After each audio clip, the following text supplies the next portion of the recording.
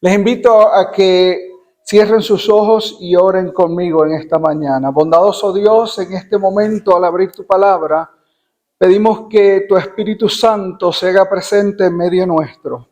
Reconocemos nuestra inhabilidad para entender tu palabra por cuenta propia y es por eso que te pedimos que sea tu Espíritu el que nos capacite para nosotros entender el mensaje que tú tienes para nosotros hoy. Porque te lo pedimos en el nombre de Jesús. Amén. Abran sus Biblias, por favor, en el libro de Mateo. Vamos a ir al libro de Mateo, capítulo 7. La última vez que estuve con ustedes, hablamos de Mateo, capítulo 5. Este es uno de los sermones más famosos de Jesús, tradicionalmente llamado como el Sermón del Monte, aunque algunas personas se han referido a este sermón como la montaña de sermón, porque es un sermón muy amplio. En el capítulo 6, Jesús está tratando con asuntos del corazón, de la integridad de nosotros como cristianos. Pero en el capítulo 7 va a tratar con otros asuntos que tienen que ver con cómo nosotros nos relacionamos con otras personas. Y comenzando en el capítulo 1, Jesús dice algo que, como lo ha estado haciendo a través de todo este sermón, está confrontando las ideas y las creencias que tenían los judíos de aquel entonces. Dice Jesús: no juzguéis para que no seáis juzgados. Este de paso es el versículo favorito de la gente que no cree en Dios o de los cristianos que todavía no están muy decididos. Probablemente tú has escuchado a alguna persona decirte: no me juzgues a mí. ¿Quién eres tú para juzgarme? Hay una creencia errónea que con estas palabras Jesús está diciendo que nosotros no podemos presentarle al mundo el mensaje del Evangelio, que nosotros no podemos llamar a la gente y decirles que confronten su pecado. Pero sin embargo, esto no es lo que está diciendo Jesús. Más adelante en este mismo capítulo, 2 o 3 versículos más tarde, vamos a ver cómo el mismo Jesús nos invita a que nosotros seamos juiciosos, que tengamos discernimiento. Así que, ¿de qué está hablando Jesús en este primer versículo cuando Él dice: no juzguéis para que no seáis juzgados? Él está hablando de esa actitud que muchas veces nosotros tenemos, la misma actitud que tenían los fariseos cuando ellos miraban a las otras personas y los miraban así con desprecio, pensando: mira este muchacho como vino a la iglesia hoy. Mira esta hermana como vino a la iglesia hoy. Mira el pastor como vino. Ni corbata se pone ya el pastor. ¿Se han fijado? Yo sí me he fijado cada vez que vengo. Ni corbata tiene. Pero precisamente de esto es lo que está hablando Jesús. Que nosotros no tenemos que vivir la vida condenando a otras personas como si nosotros fuésemos mejores que ellos. De paso, no tengo corbata porque en la tradición alemana este tipo de chaleco no lleva corbata. Así les aclaro para aquellos que ustedes están juzgando. Y dice Jesús más: no juzgues así, porque de la misma manera que tú juzgas, ¿qué sucede? Así vas a ser juzgado. En el capítulo anterior, cuando Jesús habla acerca de la oración, dice: perdona nuestras deudas. ¿Cómo? ¿Cómo Jesús va a perdonar nuestras deudas? De la manera en que nosotros perdonamos a los demás. Entonces hay una incongruencia cuando nosotros decimos ser cristianos y no perdonamos las faltas de los otros como nos gustaría que nos perdonaran las faltas a nosotros mismos. Vean el versículo 12. Así que todas las cosas que quisierais que los hombres hiciesen con vosotros, así también haced vosotros con ellos, porque esta es la ley y los profetas. Todo lo que viene diciendo Jesús desde el versículo 1 va a culminar en precisamente el versículo 12. ¿Cómo quieres que te traten? Cuando metes la pata hasta la corbata, ¿cómo quieres que te traten? Cuando te equivocas, ¿te gustaría que la gente te trate con condena que te miren con desprecio o te gustaría que la gente te trate con misericordia? La mayoría de nosotros queremos misericordia. Y Jesús está diciendo, si tú quieres que la gente te trate con misericordia, entonces júzgalos a ellos con la misma misericordia. Nuevamente en el capítulo anterior Jesús está hablando mucho, en los 2 capítulos anteriores está hablando mucho en contra de la hipocresía. Y el capítulo 7 no es la excepción. Versículo 5 dice, en el contexto de lo que él está diciendo, que no seamos hipócritas. ¿Cómo nos gusta mirar los errores que hay en los demás? Y no nos damos cuenta que nosotros a veces estamos peores que ellos. Miren lo que dice el versículo 3. ¿Y por qué miras la mota que está en el ojo de tu hermano? ¿Saben lo que es la mota? Es algo bien pequeño. Ay, pero qué fácil es ver los errores de los demás, ¿si se han dado cuenta? Es tan fácil ver cómo los demás se equivocan y tan difícil ver mi propio error. Por eso es que lo hacemos, porque es mucho más fácil ver el error del otro, pero el mío es más difícil. ¿Cuán difícil es? La segunda parte del versículo 3. Tu hermano tiene una mota, pero dice Jesús, ¿y por qué no echas de ver la viga que está en tu ojo? ¿Entienden lo que es el concepto, la diferencia? Una mota a una viga. Jesús está diciendo, tú estás tan preocupado por los errores que está cometiendo aquella persona que no te has dado cuenta que tú estás peor que ellos.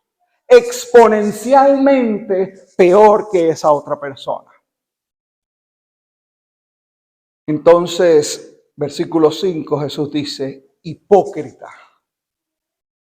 echa primero la viga de tu ojo y entonces mirarás para echar la mota del ojo de tu hermano. Así que no está diciendo que no podemos llamar a nuestros hermanos y decirle, oye, ¿sabes qué? Veo que hay un issue aquí con el cual tienes que trabajar. Me doy cuenta que estás luchando con esta área. No es que no podemos hacer eso. Pero lo que Jesús nos está llamando es decir, mira, primero trabaja con tus issues. Antes de ir a condenar a otra persona, trabaja con tus asuntos. Ahora, sabemos que no hay nadie perfecto, ¿verdad? No hay nadie que pueda decir, yo no tengo ningún problema. De hecho, cuando yo estaba leyendo esta semana, he estado preparándome para predicar, yo decía, wow, este versículo 1 es para mí. Porque yo puedo ser muy duro con los demás. No necesariamente solamente en el área espiritual, en el aspecto de trabajo, yo soy duro con los demás. Porque tengo una ética de trabajo bastante alta, por lo menos en mi opinión, ¿verdad? Entonces, cuando encuentro un vago, cuando encuentro una persona que no trabaja a la altura de lo que yo entiendo que debería estar trabajando, ¿qué hago? ¿Lo juzgo? Ninguno de nosotros, mis queridos hermanos, está libre de esto. Por eso es que el llamado es para todos, para que nosotros busquemos, como va a decir más, como dijo en el versículo 33 del capítulo 6, busquemos primeramente el reino de Dios y su justicia. Y cuando nosotros hacemos eso, ¿sabe lo que sucede? Que Dios nos va revelando nuestras propias faltas. Les repito, no quiere decir que no podemos acercarnos a una persona con amor cristiano. Precisamente de eso es lo que se trata. Jesús sigue diciendo, versículo 6, no deis lo santo a los perros, ni echéis vuestras perlas delante de los puercos. Ahora, ustedes tienen que entender algo de esta manera de predicar de Jesús. En el tiempo de Jesús había una manera de presentar las cosas que daría la impresión de que están desconectadas la una de la otra. Sin embargo, cuando usted lee el contexto completo, se da cuenta que son como distintas perlas y que Jesús las va hilando. Él está presentando dos extremos. El primer extremo es aquel de que somos condenadores, que le caemos arriba a la gente porque nos creemos mejores que ellos. El otro extremo es cuando perdemos el tiempo tratando de presentarle el evangelio a algunas personas que francamente no les interesa. Y nosotros tenemos que emitir un buen juicio, tenemos que tener discernimiento. Hay veces que perdemos el tiempo detrás de personas. Y les digo que perdemos el tiempo porque si el Espíritu Santo no está trabajando en la vida de esa persona, no importa lo que usted haga, esa persona no va a responder al mensaje del Evangelio. ¿Ustedes se acuerdan de la parábola del sembrador?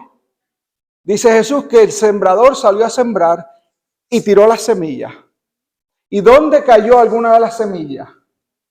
Cayó en la tierra, en el camino, ¿verdad? ¿Y qué pasó con esa? Creció inmediatamente. ¿Eso es lo que dice la palabra? No, los pájaros vinieron y ¿qué sucedió? Se la comieron. ¿Por qué? Porque esos que están representados por el camino son aquellas personas que no tienen ningún interés en la palabra de Dios. Jesús utiliza un lenguaje que a nosotros nos resulta bastante fuerte, pero que para el oidor judío era muy fácil de entender. Tristemente por los prejuicios que ellos tenían, porque ellos consideraban a cualquier otra persona que no fuese judío como un cerdo, como un perro. Ahora Jesús está tomando esa analogía y la está transformando en el sentido de que el mensaje del Evangelio es tan poderoso, es tan precioso, como estudiamos en la lección esta mañana. El sacrificio de Jesús es tan grande que cuando una persona lo rechaza, no es otra cosa más que como un perro, como un puerco, porque no puede ver el valor de lo que se le está presentando. Por supuesto, les repito, cuando el Espíritu Santo comienza a trabajar en la vida de una persona, entonces ellos pueden comenzar a apreciar el mensaje del Evangelio. De paso, todos nosotros en algún momento estábamos en este estatus de cerdos o de perros. No podíamos entender el valor del mensaje del Evangelio. Y solamente la gracia de Dios a través del Espíritu Santo es la que nos ha ido limpiando los ojos para que nosotros podamos ver el valor que tiene el Evangelio. ¿Y por qué esto es importante que nosotros lo entendamos? Porque mientras nosotros a veces estamos perdiendo el tiempo, ya sea condenando a algunos o tratando de convencer a otros del mensaje del Evangelio, hay gente que necesita escuchar el mensaje del Evangelio, que está preparada para escuchar el mensaje y aceptar el mensaje, y nosotros estamos distraídos, ya sea con lo uno o con lo otro. Y lo que Dios quiere es que nosotros nos pongamos a trabajar de acuerdo al plan que Él tiene. Demasiado a menudo nosotros oramos y le decimos al Señor, ayúdanos, Señor. O por ejemplo, preparamos planes y ¿qué decimos? Señor, bendice estos planes. ¿Saben que esa no es la manera correcta de orar? ¿Quién es el que hace la obra? Dios es el que hace la obra. ¿De quién fue la idea de salvar al mundo? De Dios. ¿De quién fue la iniciativa de enviar a su Hijo al mundo? Dios. ¿De quién es todo lo que sucede? De Dios. Entonces Dios es el que está haciendo la obra. Tú y yo somos los ayudantes. ¿Saben qué hacen los ayudantes? Lo que el Señor de la obra diga. Pero a veces nosotros nos hemos convencido, nos hemos pensado de que, Dios está para ayudarme aquí. Y no nos damos cuenta que nosotros estamos aquí para ayudar a Dios en lo que Él nos diga, lo que sea que Él nos pida. Jesús sigue hablando y hace una comparación. Antes de la comparación, Él habla un poco acerca de la oración. Ya en el capítulo 6, Él ha presentado la oración modelo. En el capítulo 7, versículo 7, Él dice, pedid y se os dará. Buscad y hallaréis. Llamad y se os abrirá. Cuando usted lee esto en el idioma original, en el griego, la palabra pedir significa una acción de continuar, de acción continua. O sea, sigan pidiendo, sigan buscando, sigan llamando. Hay una sugerencia aquí de intencionalidad, de que nosotros buscamos a Dios, de que continuamos, de que perseveramos. Y esto también ha hecho que algunas personas se confundan pensando que, si yo le pido al Señor mucho, voy a convencerlo a Él de que haga lo que yo quiera que Él haga. Y la intención no es de cambiar a Dios. Dios es bueno, Dios ya tiene la intención de ayudarte, Dios tiene la intención de salvarte. La intención es más bien de que tú te ajustes a la voluntad divina y a través de ese proceso de tú continuar pidiendo, de tú continuar llamando, tú te vas uniendo al corazón de Dios y el Espíritu Santo va transformando tu vida. Fíjense lo que dice el versículo 8, porque cualquiera que pide, recibe, y el que busca, halla, y al que llama, se abrirá. Si nosotros no entendemos el contexto correcto de esto, nos vamos a frustrar. Porque vamos a empezar a decir, Señor, yo quiero ese carro, ese auto nuevo, y el que yo quiero es el Porsche. Yo siempre he orado por un 911 Targa Carrera. Hasta el día de hoy no me lo han contestado esa oración. Estoy llegando a pensar que estoy orando mal. Porque lo que Dios quiere que tú y yo hagamos es que nosotros nos ajustemos a su voluntad. Y fíjate qué interesante, cuando tú oras de acuerdo a la voluntad de Dios, las cosas suceden. Jesús mismo lo promete, porque al que pide se le da, al que busca va a hallar, y al que llama se le abrirá la puerta. ¿Sabe qué sucede cuando la puerta se abre?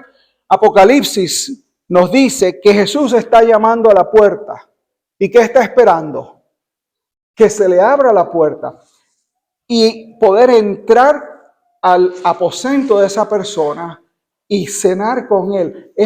La idea aquí es una idea de intimidad, de cuando tú y yo estamos en ese proceso de llamar, de buscar. Lo que estamos haciendo es acercándonos más a Dios. En la medida que tú te acercas más a Dios, el Espíritu Santo va transformando tu vida, va cambiando tu manera de pensar, de tal manera que tú vas descubriendo cuál es la voluntad de Dios para tu vida. Y tú vas cambiando tú quieres hacer tu voluntad y ahora tú estás buscando, Señor, ¿cuál es la voluntad que tú tienes para mí?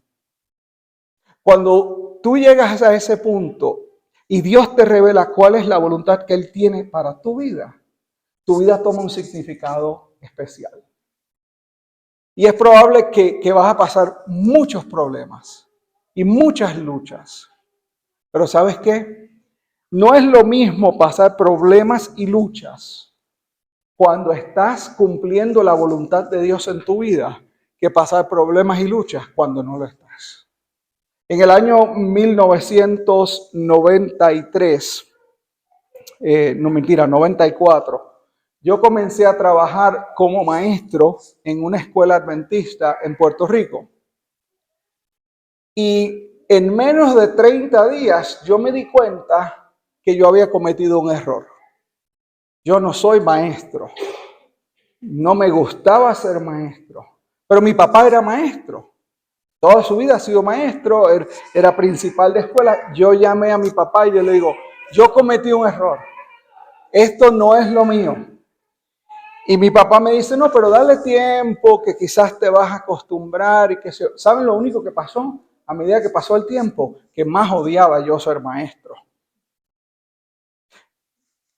Le damos hacia adelante a mi vida y llega el año 2008. Y en el año 2008 se me acerca un joven adventista y me dice, pastor, ya yo había terminado mi educación como para ser ministro. Me dice, pastor, ¿qué usted está haciendo con su vida? Necesitamos capellanes militares.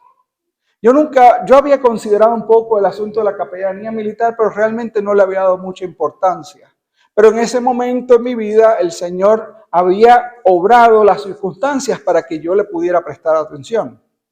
A veces nos quejamos que la vida no nos está yendo bien, que tenemos problemas y no nos damos cuenta que es que Dios está como que sintonizándonos para que podamos escucharlo. ¿Se acuerdan los radios de antes? Que usted le daba el dial para poder encontrar dónde estaba la frecuencia.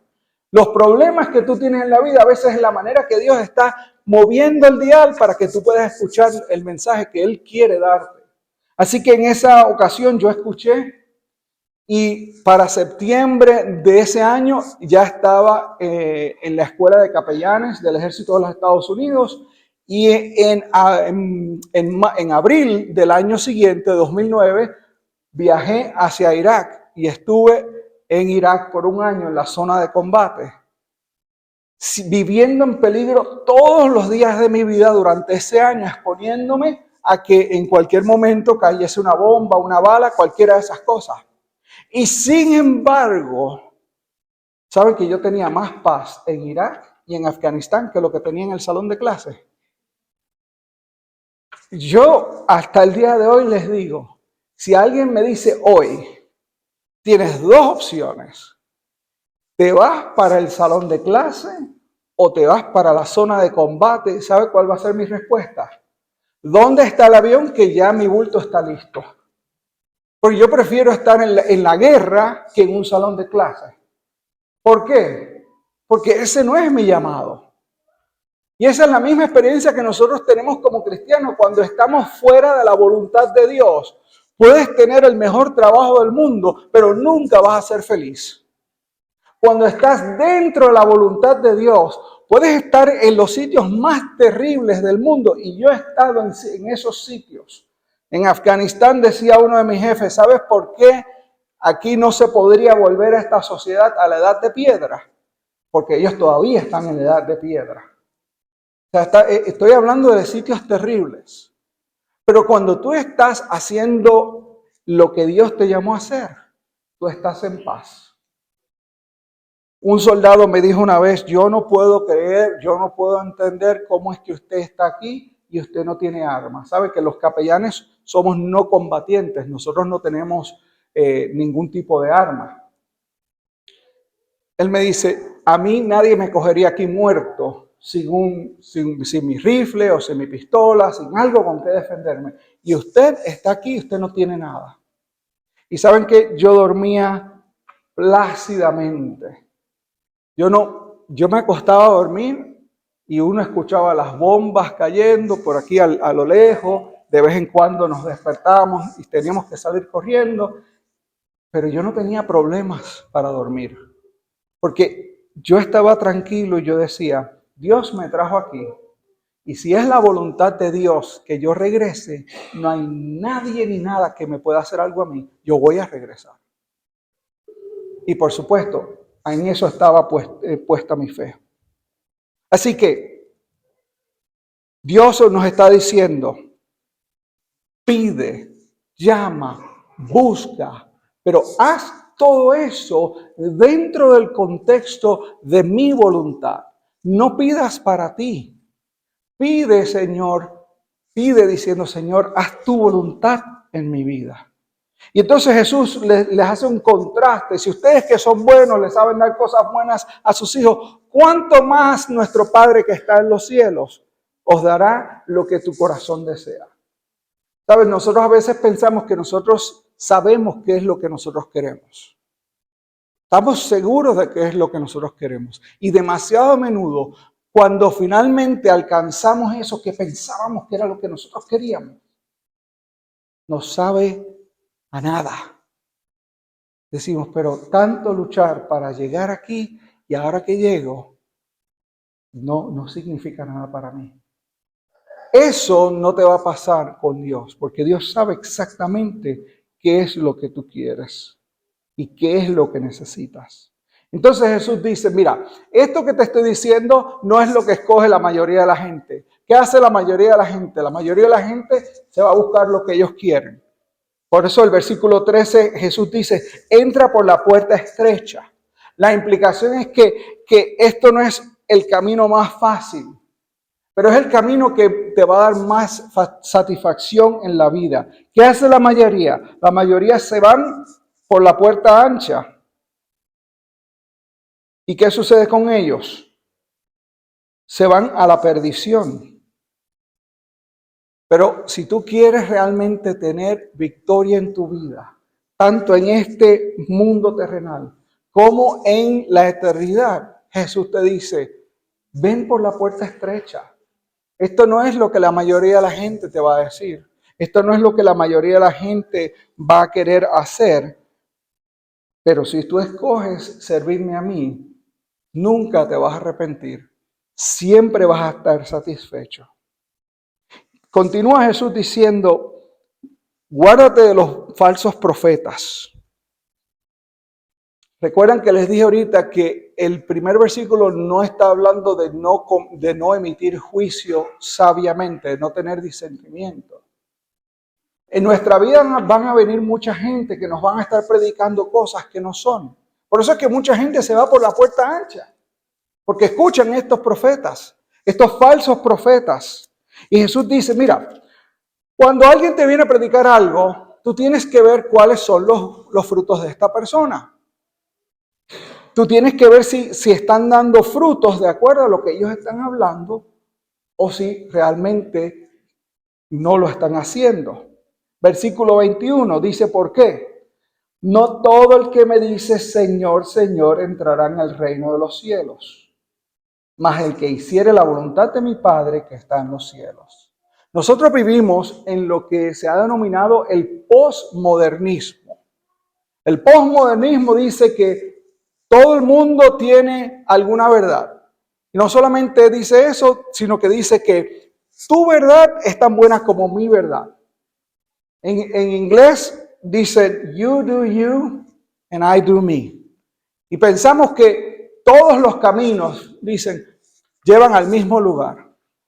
La semana pasada estaba escuchando una persona en un estudio de la Biblia donde él decía, sí, por eso es que nosotros nos debemos olvidar de los asuntos de tantas denominaciones. Después que creamos en Jesús, no importa. Sin embargo, Jesús está diciendo todo lo contrario aquí. Hay personas, versículo 22, muchos le van a decir en aquel día, Señor, Señor, ¿no profetizamos en tu nombre y en tu nombre lanzamos demonios y en tu nombre hicimos muchos milagros? Hay muchas personas que en el nombre de Jesús están haciendo cosas maravillosas, ¿verdad? Desde el punto de vista humano. Y sin embargo Jesús está diciendo, tengan cuidado con estos falsos profetas. Sí, están haciendo milagros, están echando demonios, supuestamente, ¿verdad? Pero en realidad, dice Jesús, a esa gente yo no los conozco. Vean lo que dice el versículo 23. Entonces les protestaré, nunca os conocí, apartados de mí, obradores de maldad. Mis queridos hermanos, no es simplemente hablar lindo, no es simplemente decir las cosas correctas. Hay que vivir la vida correcta. Y esto es un llamado alto, un llamado altísimo, porque por nuestras propias fuerzas nosotros no podemos vivir la vida que Dios nos está llamando a vivir. Recuerdan un poquito anterior en el versículo, en el capítulo 5, Jesús dice, sed pues perfectos como vuestro Padre que está en los cielos es perfecto. Algunos piensan que eso quiere decir que no puedo cometer pecado. Eso no es lo que está diciendo Jesús. Él está hablando en el contexto de amar a nuestros enemigos. Si nosotros logramos desarrollar esa destreza de amar a aquellos que son nuestros enemigos, entonces nosotros alcanzamos la perfección de Dios. Por nosotros mismos no podemos hacerlo, pero el Espíritu Santo, obrando en nuestras vidas, sí lo puede hacer. Y Jesús nos está llamando precisamente a eso. Y cierra entonces el mensaje de este sermón lanzándoles un reto. Y dice, cualquiera que escuche mis palabras y las pone en acción, va a ser como un hombre sabio que construye su casa sobre la roca. Esta mañana estábamos hablando de la roca, ¿verdad? En aquellos tiempos, la ingeniería que existía no era como hoy en día. Hoy en día usted puede construir prácticamente en casi cualquier sitio. ¿Por qué? Porque tenemos la ingeniería para taladrar, buscar el fundamento sólido, le echamos cemento, ponemos varilla y ahí nos anclamos. En aquellos días no existía eso, por lo tanto había que buscar una piedra y esa piedra se llamaba la piedra angular y de ahí entonces se construía el edificio. Pero todo el edificio, la estructura, toda la fuerza arquitectural de ingeniería se resumía en esa piedra. Entonces Jesús dice, el que escucha mis palabras y hace lo que yo digo, es una persona que tiene discernimiento, que sabe juzgar sabiamente y construye su vida sobre este fundamento. Y cuando los problemas de la vida vienen y cuando la vida te trata duro, y si no te ha tratado duro, amigo y amiga que me escuchas, la vida te va a tratar duro, vas a sufrir. Cuando te suceda eso, si tu vida está fundamentada en la roca que es Cristo Jesús, tú vas a poder sobrevivir las tormentas de la vida. Por el contrario, dice Jesús, versículo 26, cualquiera que me oye estas palabras y no las hace, le compararé a un hombre insensato que edifica su casa sobre la arena. ¿Por qué? Porque van a venir tormentas y luchas a tu vida. Cuando eso llegue, si tu fundamento no ha sido la roca, que es Cristo, las tormentas van a arrasar contigo. Y lo que a nosotros se nos olvida muchas veces es que pensamos que a nosotros no nos va a pasar nada. Todo el mundo va a tener tormentas en su vida. Las tormentas en tu vida no van a ser iguales que las tormentas en tu vida o que las tormentas en mi vida. Muchas veces han venido soldados a hablar conmigo. Capellán, tengo este problema. Y yo digo, pero ¿qué problema es ese? Para mí eso no es ningún problema. Pero esa es su tormenta. Así que no pienses que porque, bueno, eso que le pasó a él, a mí no me pasó. Te va a pasar otra cosa. El principio aquí es que cuando tengas el problema, sea la naturaleza que sea, tú necesitas tener una buena ancla. Y esa ancla es Cristo Jesús.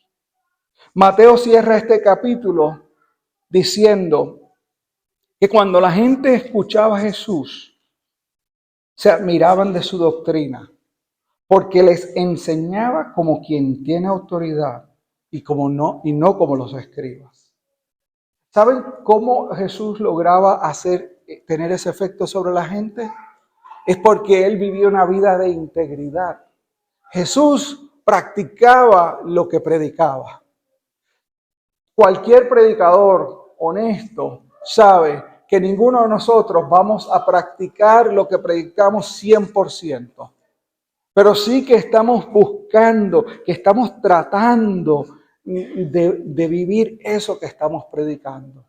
Por eso les decía que al estudiar este texto en preparación, yo me sentía un poco frustrado conmigo mismo, porque yo pensaba, ¿cómo yo le voy a decir a los hermanos que no juzguen a los demás injustamente cuando yo sé que yo hago eso?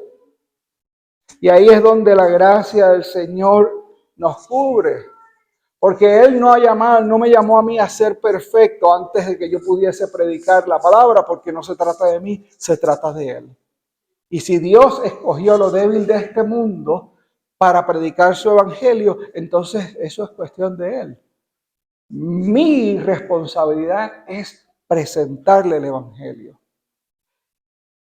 Yo espero que al ustedes salir de aquí hoy y regresar a sus casas, que tomen un poco de tiempo y que lean el capítulo 7 de Mateo.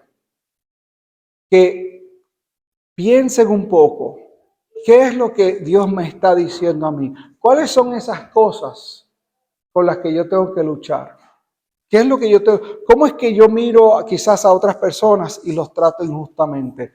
Porque la manera en que tú lo haces va a ser distinta a la manera que la otra persona lo hace. Pero ¿cómo esto se aplica a mí? ¿Cómo yo estoy viviendo el mensaje del Evangelio con mi esposo, con mi esposa, con mis hijos, en mi trabajo. ¿Qué áreas el Señor todavía tiene que trabajar? ¿Dónde tengo yo que ir a donde el Señor en mis rodillas y decirle, Señor, escúchame, atiéndeme, transfórmame? Yo espero que tú tomes tiempo para hacer eso. Y que por la gracia de Dios, a medida que tú haces eso, que tú puedas crecer en tu intimidad con Jesús. Y a medida que tú creces con Él, que el Espíritu Santo transforme tu vida hasta que tú llegues, como dice el Evangelio, a la estatura de un varón perfecto. Que Dios les bendiga en esta mañana.